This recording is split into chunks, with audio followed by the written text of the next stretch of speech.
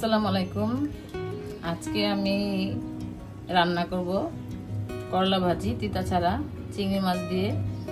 তো করলা ভাজি করতে গেলে তেলের পরিমাণটা একটু বেশি লাগে আর পেঁয়াজের পরিমাণটা একটু বেশি লাগে। তো আমি কিন্তু করলার সাথে আগে পেঁয়াজ বেশি করে কেটে দিয়েছি আর একটা আলু ছোট ছোট চিকন করে কেটে দিয়েছি। এখন দিয়ে দিব আমি কিছু পেঁয়াজ, কারণ পেঁয়াজটা আমি আগে দিয়ে রাখছি আর কি করলার মধ্যে।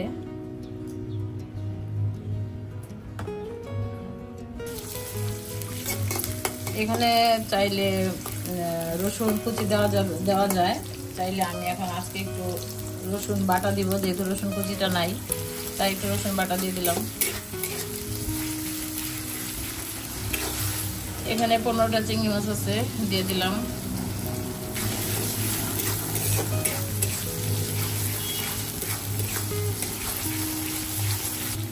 এখন দিয়ে দিব হলুদ গুঁড়া,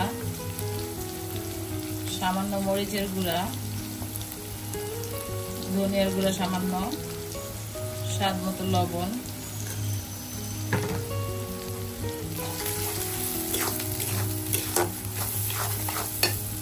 এখানে চিংড়ি মাছের ঝোগাগুলি আমি ব্লেন্ড করে ছেঁকে নিয়েছি, ওইটা দিয়ে দিব। আমি এখানে আর কোনো পানি ব্যবহার করব না। কষানোর জন্য একটু ঢেকে দিব, কিন্তু করলা যখন দিব তখন আর ঢেকে দিব না। আজকে তিতা ছাড়া করলা ভাজি আপনাদের রান্না করে দেখাবো। যদি খাওয়াতে পারতাম তাহলে হয়তো বা বিশ্বাস করতেন যে করলা যে আমার তিতা হবে না একদম। তো এই যে খোসা লেজ মাথা বেটে দেওয়ার কারণ হলো এই যে দানা দানা হয়েছে, করলা ভাজিটা দেখতে অনেক ভালো লাগবে, খেতে অনেক ভালো লাগবে, তাই আর কি দিয়ে দেওয়া। এখন আমি করলাগুলি দিয়ে দিব। আগে থেকে ধুয়ে কেটে রেখে দিয়েছি। এখানে আছে পেঁয়াজ, আলু আর করলা।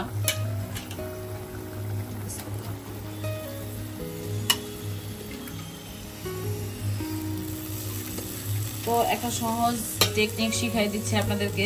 অনেকে হয়তো জানে, অনেকে জানে না। করলাটা কিছুক্ষণ লবণ দিয়ে মেখে রাখলে এমনিতে করলা ভাজি তিতা হয় না। আপনারা চেষ্টা করবেন করলাটা যেন তিতা না হয়, মেখে রাখবেন লবণ দিয়ে। আর আরেকটা টিপস হলো, করলা কখনো দেওয়ার পরে নাড়ানাড়ি করবেন না, এটা উল্টে পাল্টে নাড়তে হয়, রান্না করতে হয়। এটা একদম নাড়া যাবে না আর কি।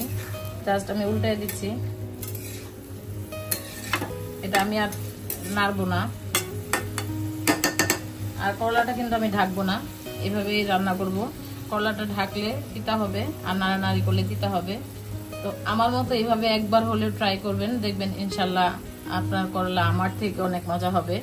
আর করলাতে একটু তেল দেওয়ার বেশি দিবেন আর একটু পেঁয়াজ বেশি দিবেন, তাহলে কিন্তু করলা তিতা হবে না ইনশাল্লাহ। তো খুব সহজেই খুব তাড়াতাড়ি আপনাদেরকে করলা ভাজি রেসিপি আমি দেখিয়ে দিলাম। তো হতে থাকুক, হওয়ার পরে আবার আপনাদের সাথে শেয়ার করছি। হয়তো আপনারা ভাবছেন ঢাকনা না ঢেকে করলা কি সিদ্ধ হবে? অবশ্যই করলা সিদ্ধ হয়ে যাবে, খুব তাড়াতাড়ি সিদ্ধ হয়ে যাবে। এভাবে একটু পর পর উল্টে পাল্টে দিবেন, ইনশাল্লাহ সিদ্ধ হয়ে যাবে। আরেকটা টিপস দেই, করলা ভাজি করতে করতে আপনাদের কতগুলি টিপস দিয়ে দিলাম। আরেকটা টিপস হলো, করলা যখন ভাজি করবেন তখন কিন্তু চুলার আঁচ বাড়তি থাকবে, বাড়ানো থাকবে, কমানো যেন না থাকে। কমানো থাকলে কিন্তু করলা ভাজি দিতে হবে। তো আপনাদেরকে করলা ভাজি করতে গিয়ে আমি 3-4টা টিপস শিখিয়ে দিলাম। জানি না, যারা জানেন হয়তো বা তারা জানেনি, আর যারা জানেন না নতুন। তো বিশেষ করে আমার ছোট ভাবি যখন করলা ভাজি করে, সে ঢাকনা দিয়ে ঢেকে করলা ভাজি করে, মানে তার করলা ভাজিটা অনেক তিতা হয়, আমি খাইতে পারি না। তো আমি তাকে বলেছি এভাবে রান্না করো, তো সে বলেছে আপা আপনি একটা রেসিপি দিয়েন, তাই আর কি রেসিপি দেওয়া আমার ছোট ভাবির জন্য। যাই হোক, আপনাদের জন্যও দিলাম। আশা করি যারা নতুন রাঁধুনি আছেন তাদের হয়তো বা উপকারে আসবে। তো আমার মতো হয়তো বা এইভাবে কেউ রান্না করে না, যাই হোক আমি আমার মতো যেটা রান্না করলাম সেটাই আপনাদের সাথে শেয়ার করলাম। এই গরমে তিতা ছাড়া করলা ভাজি, মানে করলা ভাজি তিতা হোক আর তিতা ছাড়া হোক, মানে খাওয়া খুব উপকার। যাদের ডায়াবেটিস আছে তাদের তো তিতা সহকারে এই করলা ভাজিটা খেলে অনেক উপকার। তো গরমের মধ্যে করলা ভাজিটা কিন্তু শরীরের জন্য অনেক উপকার। আমার বাসায় প্রতিদিন আমি করলা ভাজি করি, আমি খাই, আপনাদের ভাইয়া খায়, আমার বড় ছেলে অনেক পছন্দ করে। তাই আমার প্রতিদিন করা। কখনো করলা খালি ভাজি করি, কখনো চিংড়ি মাছ দিয়ে করি।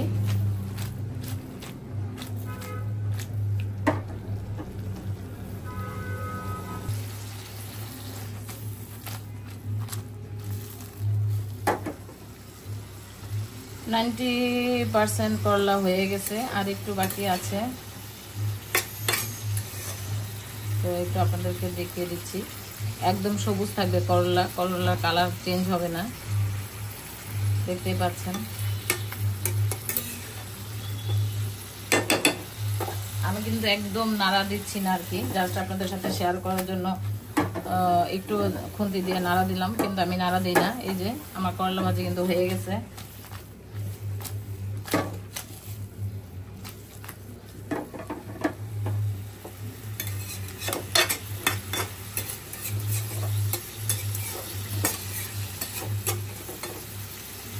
এই যে আপনাদের একটু দেখিয়ে দিই, করলা ভাজি হয়ে গেছে,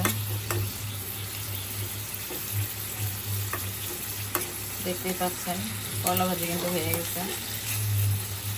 তো আমার আজকে করলা ভাজি রেসিপি আপনাদের কাছে কেমন লেগেছে অবশ্যই কিন্তু কমেন্ট করে জানাবেন। যারা এখনো চ্যানেলটি সাবস্ক্রাইব করেননি, সাবস্ক্রাইব করে পাশে থাকবেন, আর বেল বাটনটি অন করে রাখবেন নতুন নতুন ভিডিও রেসিপি পাওয়ার জন্য, প্রথমেই যেন আপনার কাছে চলে যায়। তো আমার করলা ভাজি কিন্তু রেডি, আমি এখন অফ করে দিব। তো এখন আর এটা আমি পরিবেশন করে আপনাদের সাথে শেয়ার করছি না, কারণ এখন এটা খাবো না, তাই আর পরিবেশন করছি না। আর করলা ভাজি রাত পর্যন্ত কিন্তু নষ্ট হয় না, ভালো থাকে। তো করলা ভাজি দ্বিতীয়বার আর গরম করবেন না, তাহলে স্বাদটা পাবেন না। আমি কিন্তু চুলা অফ করে দিলাম।